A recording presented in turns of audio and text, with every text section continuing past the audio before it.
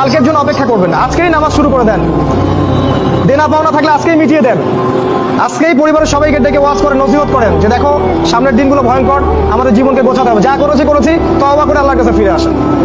আল্লাহ পাক গফুরুর রহিম, আপনি তওবা করে এইমাত্র চলে আসেন, আল্লাহ মাফ করে দিবেন ইনশাআল্লাহ। আপনাকে আল্লাহ পাক পরীক্ষা করবেন আপনি সত্যিকার তওবা করেছেন কিনা। আপনাকে প্রমাণ করতে হবে নামাজের মাধ্যমে, জ্ঞান অর্জনের মাধ্যমে, ভালো কাজের মাধ্যমে, সদকা করার মাধ্যমে। সৎ কাজের আদেশ করবেন, অসৎ কাজে নিষেধ করবেন। আপনি ইসলাম পরিপূর্ণরূপে পালন করার চেষ্টা করেন। কোনো সরকার, কোনো সমাজ নেতা, কোনো রাষ্ট্রনেতা, কোনো পারিবারিক নেতা কেউ আপনার সাথে আপনার কবরে যাবে না। সোজা কথা, আপনাকে আল্লাহর সামনে একাই দাঁড়াতে হবে। কারো পরোয়া করে লাভ নাই, কোনো অজুহাত দিয়েও লাভ নাই। দেশটা ভালো না, বিশ্বটা ভালো না, সমাজটা ভালো না, সময় ভালো না, এগুলো বলে কোনো লাভ নাই। আর আমাকে আমার রবের সামনে দাঁড়াতে হবে। আমার ভালো আমাকে বুঝতে হবে।